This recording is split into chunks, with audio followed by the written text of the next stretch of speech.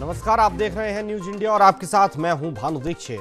खबरों की शुरुआत करें उससे पहले इस वक्त की बड़ी खबर पर नजर डालते हैं। इस वक्त की बड़ी खबर आ रही है उत्तराखंड के टनकपुर से यह बड़ी खबर, जहां तेज रफ्तार से कार डिवाइडर से टकराई है।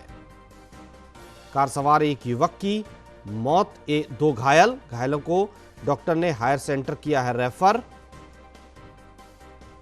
ककराली गेट के पास हुआ है यह हादसा। उत्तराखंड के टनकपुर से यह बड़ी खबर इस वक्त की, जहां तेज रफ्तार कार डिवाइडर से टकराई।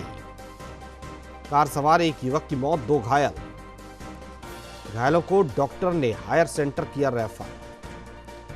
ककराली गेट के पास हुआ हादसा। उत्तराखंड के टनकपुर से इस वक्त की बड़ी खबर, तेज रफ्तार से कार डिवाइडर से टकराई। कार सवार एक युवक की मौत, दो घायलों को डॉक्टर ने हायर सेंटर रेफर कर दिया है। ककराली गेट के पास हादसा हुआ है। उत्तराखंड के टनकपुर से इस वक्त बड़ी खबर हम आपको दिखा रहे हैं, जहां तेज रफ्तार से कार डिवाइडर से टकराई है।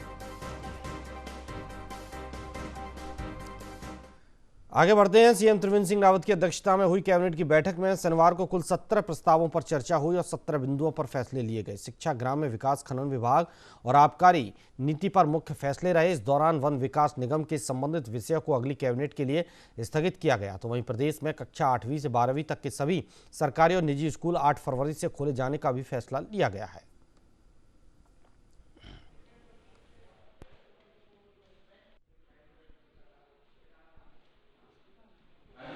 रोजगार था उसको 150 दिन किया गया है।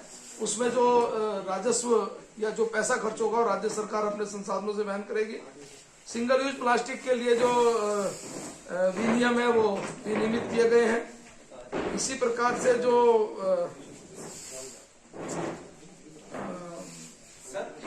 विद्यालय शिक्षा, जो हमारे 6 से 12 तक के विद्यालय फरवरी में 8 फरवरी से खोल दिए जाएंगे। जो बालिकाएं थी हमारी पहाड़ प्लेन की, वो I8 पार करके 9th में जाती थी, उन सबको जो साइकिल के लिए 2850 रुपए डीबीटी के माध्यम से दिया जाएगा। इस पर और अधिक जानकारी के लिए हमारे ब्यूरो चीफ भूपेंद्र गुप्ता हमारे साथ जुड़े हुए हैं। भूपेंद्र, आज देहरादून में जो कैबिनेट की बैठक हुई, इसमें कौन कौन से अहम फैसले लिए गए हैं? जी देखिए भानु, आज जो है करीब 17 अहम बिंदुओं पर चर्चा की गई है और जिसमें से करीब आधा दर्जन से अधिक बिंदुओं को जो है गंभीरता से, काफी इंपॉर्टेंट बिंदु हैं, उनको आज राय हुई है उस पर।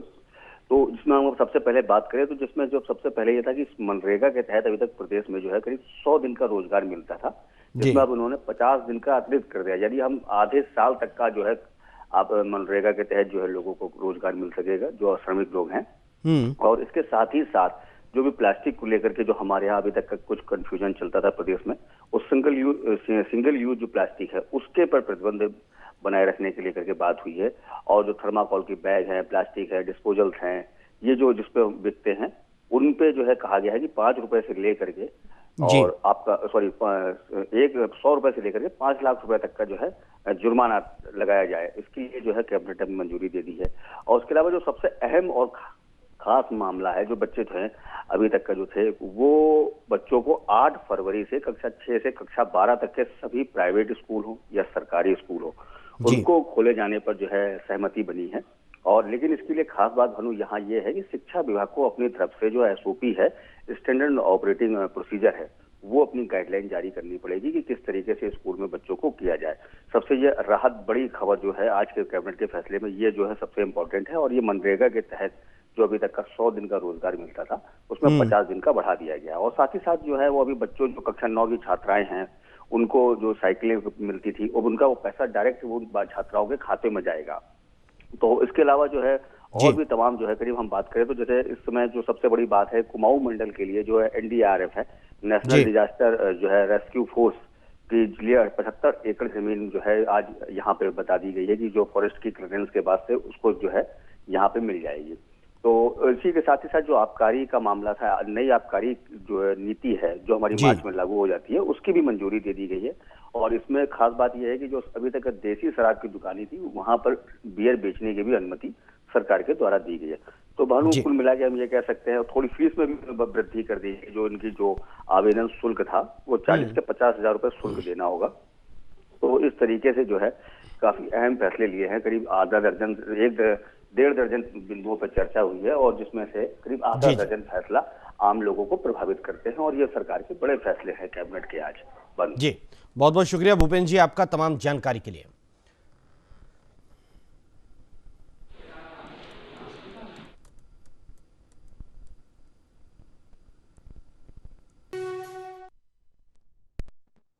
ब्रेक के बाद आपका स्वागत है। बढ़ते हैं आगे।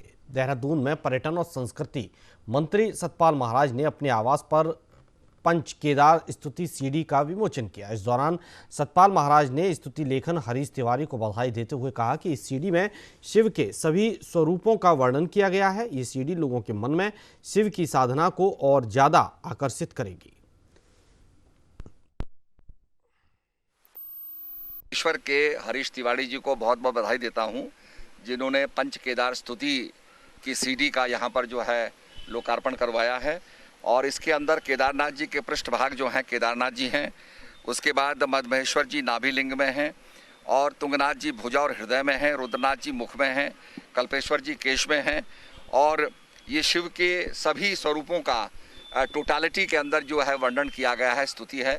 ये अपने आप में बहुत ही भक्तिमय और बहुत ही प्रभावशाली है और लोगों का ध्यान आकर्षित करती है और शिव के प्रति जो है साधना को और भी मजबूत करती है। उत्तराखंड के मुख्य सचिव ओम प्रकाश निजी कार्यक्रम में शिरकत करने नैनीताल पहुंचे। इस दौरान उन्होंने कहा कि कुंभ मेले में इस बार भीड़ कम करने के लिए राज्य सरकार द्वारा कुंभ की अवधि को कम करने का फैसला लिया गया है। कुंभ में आने वाले बाहरी राज्यों के श्रद्धालुओं को 72 घंटे पहले ही कोविड जांच रिपोर्ट लाना अनिवार्य होगा। तो वहीं प्रवासियों के अब राज्य से लौटने के सवाल पर मुख्य सचिव ने कहा कि अगर कोई बेहतरी के लिए बाहर जा रहा है, इसमें कोई बुराई नहीं होनी चाहिए। अगर मजबूरी के लिए पलायन हो रहा है तो दुखद है।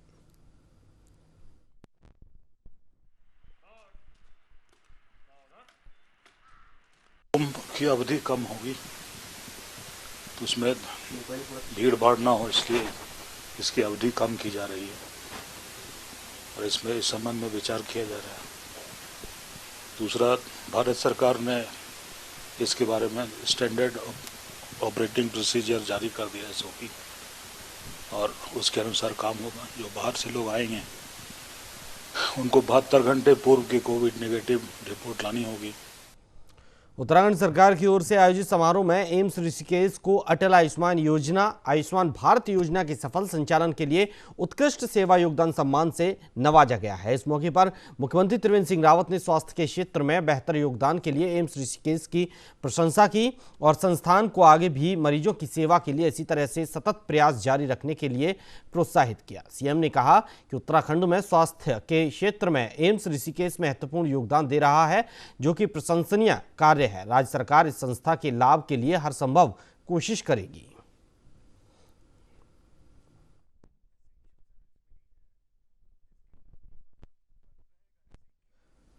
उत्तराखंड क्रांति दल के वरिष्ठ नेता शिव प्रकाश सेमवाल के नेतृत्व ने डोईवाला शुगर मिल के प्रबंध निदेशक मनमोहन सिंह रावत से मुलाकात की और गन्ना किसानों के हित में गन्ने का मूल्य घोषित कर नए मूल्य से गन्ने का भुगतान करने की मांग की। यूकेडी के नेता शिव प्रसाद सेमवाल ने कहा कि केंद्र की सरकार किसानों की आय डबल करने की बात तो करती है, लेकिन वास्तविक हालात अगर देखें तो किसान को अपनी फसल का ही उचित मुआवजा नहीं मिलता है। सरकार के दोहरे रवैये के कारण आज किसान सड़कों पर है। यूकेडी नेता ने कहा कि अगर जल्द ही गन्ने का मूल्य घोषित नहीं किया गया तो उत्तराखंड क्रांति दल किसानों के लिए सड़कों पर उतरने को मजबूर होगा। किसानों के गन्ने का भुगतान जो है इस बार बढ़ा के किया जाए, लेकिन इन्होंने किसानों का जो अभी तक किसानों को भुगतान किया है वो बढ़ा के नहीं किया, पिछले रेट के आधार पर किया है। तो हमारा कहना है कि कम से कम न्यूनतम जो भुगतान है वो 350 रुपये प्रति क्विंटल किसानों के लिए किया जाना चाहिए और 15 दिन के अंदर अंदर जो है ये किसानों को जो रेट है वो डिसाइड हो जाना चाहिए कि इस रेट पे जो है किसानों को भुगतान किया जाएगा, जो कि तो हमने 15 दिन का टाइम दिया है कि 15 दिन के अंदर सरकार ये डिसाइड करे, ताकि किसान अनिश्चितता के भंवर से जो है बाहर, शुगर मिल या फिर सरकार इसे डिसाइड नहीं करती है तो हम लोग किसानों के साथ हैं और हम लोग इसके लिए फिर दबाव डालने के लिए आगे धरना प्रदर्शन या आंदोलन का रास्ता भी अख्तियार करें। उत्तराखंड में हरिद्वार के जिला पंचायत बोर्ड बैठक में शनिवार को जोरदार हंगामा हुआ। हंगामे के दौरान निलंबित उपाध्यक्ष राव आफाक अली और सदस्यों के बीच धक्का मुक्की भी हुई। दरअसल राव आफाक अली को प्रशासनिक अनियमितताओं के आरोप में डीएम ने निलंबित कर दिया था। उन पर कार्यवाहक अध्यक्ष रहते हुए वित्तीय और प्रशासनिक अनियमितताओं के आरोप लगे थे। दरअसल पिछले साल कुछ समय के लिए राव आफाक अली को जिला पंचायत का कार्यवाहक अध्यक्ष बनाया गया था। इस दौरान उनके कार्यकाल में हुए कामों की सूचना के अधिकार के तहत जानकारी मांगी तो अनियमितताओं की बात सामने आई है। अधिगत बैठक थी, उसकी पुष्टि की गई है और आने वाला जो राज्य वित्त का पैसा है उसकी योजना बनाई गई कि कैसे कैसे उसको खर्च किया जाएगा। अभी 4 प्रस्ताव पास हुए हैं।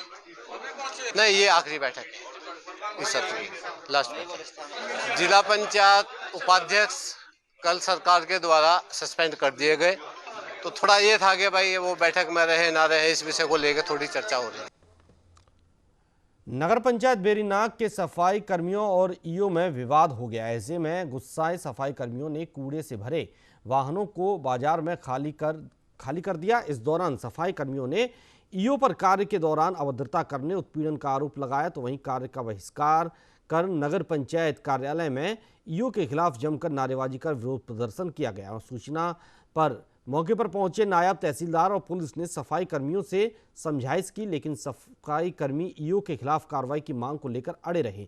तो वहीं कर्मचारियों ने बताया कि जब तक ईओ के खिलाफ कार्रवाई नहीं होती तब तक कार्य बहिष्कार किया जाएगा।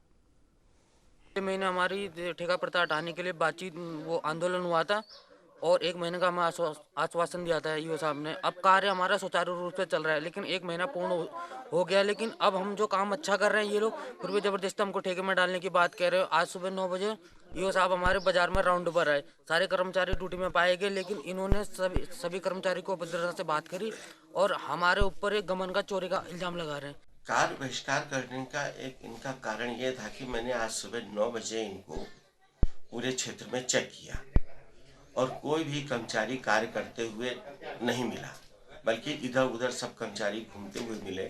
तो मैंने उनका जो है फोटो खींचने की बात की और इस बात पर ये लोग जो थे बहुत ज़्यादा नाराज हो गए और इनके द्वारा कार्य बहिष्कार प्रारंभ कर दिया गया। ब्रेक के बाद आपका स्वागत है। बढ़ते हैं आगे। उत्तराखंड के लक्सर क्षेत्र में हरिद्वार में होने वाले महाकुंभ में सुरक्षा को देखते हुए लक्सर प्रशासन अलर्ट पर है, जिसके तहत एसडीएम ने उत्तराखंड की उत्तर प्रदेश से लगी सीमाओं का निरीक्षण किया। इस दौरान एसडीएम ने उत्तराखंड बॉर्डर की सीमाओं पर पहुंचकर पुलिस प्रशासन को जरूरी दिशा निर्देश दिए। तो वहीं महाकुंभ में बाहर से आने वाली गाड़ियों को रोककर उनकी जाँच करने का निर्देश दिया। एसडीएम का कहना है कि उत्तराखंड की बॉर्डर पर बाहर से आने वाली सभी गाड़ियों को रोककर उनकी जाँच करने के निर्देश दिए। वो 2021 के दृष्टिगत जब स्नान होगा और बहुत सारे लोग जो है बाहरी प्रदेशों के हमारे प्रदेश में स्नान के लिए आएंगे, उस दौरान जो भारत सरकार के निर्देश हैं और राज्य सरकार के निर्देश हैं, उनके तहत हम लोग यहाँ पर होल्ड अप एरिया आइडेंटिफाई कर रहे हैं, उसके लैंड आइडेंटिफाई कर रहे हैं और उसमें तमाम जो सुविधाएं हैं उनको देख रहे हैं कि शौचालय, बिजली की व्यवस्था हो। उत्तराखंड के लक्सर क्षेत्र के सुल्तानपुर में सर्व समाज के लोगों ने बढ़ते हुए नशे के कारोबार के विरोध में एक रैली का आयोजन किया, जिसमें लोगों ने एसएसपी को सुल्तानपुर चौकी प्रभारी के माध्यम से ज्ञापन सौंपा। करीबन 20 से ज्यादा नौजवान सुल्तानपुर के जो नशे के कारण, किसी भी तरह का नशा हो, नशे के कारण अपनी जान गंवा चुके हैं। उनके पीछे उनके माँ बाप हैं जो रो रहे हैं, उनकी बहनें हैं, उनकी बीवियां, उनके बच्चे हैं जो रो तड़प रहे हैं। इस चीज को बड़ा ताज्जुब है कि प्रशासन और शासन अनदेखा कर रहा है।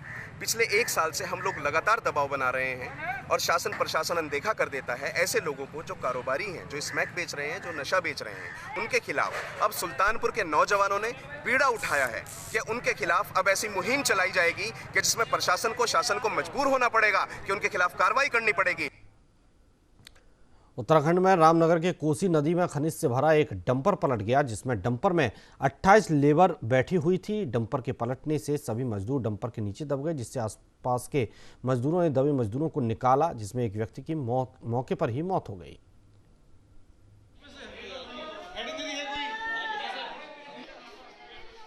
खड़ंजा गेट पे नदी के अंदर जो है एक डंपर जिसमें खनिज भरा हुआ था और उस पर लेबर बैठी हुई थी, अचानक पलट गया है, जिसमें 17 लोग घायल हुए हैं जिनको जो है इलाज चल रहा है और एक आदमी की उसमें मृत्यु हो गई है।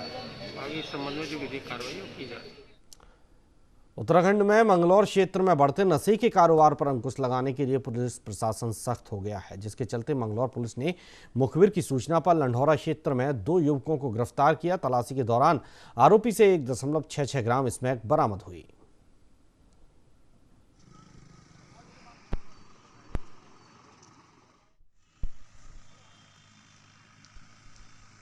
इस तलाशी में जो अनवर है, जो बरेली का रहने वाला है, इसके पास 102 ग्राम स्मैक और जो कादर है इसके पास लगभग 64 ग्राम के करीब में स्मैक मिली है, जो कि एक बड़ी रिकवरी है। लगभग ये 6 से 7 लाख रुपए की रिकवरी है।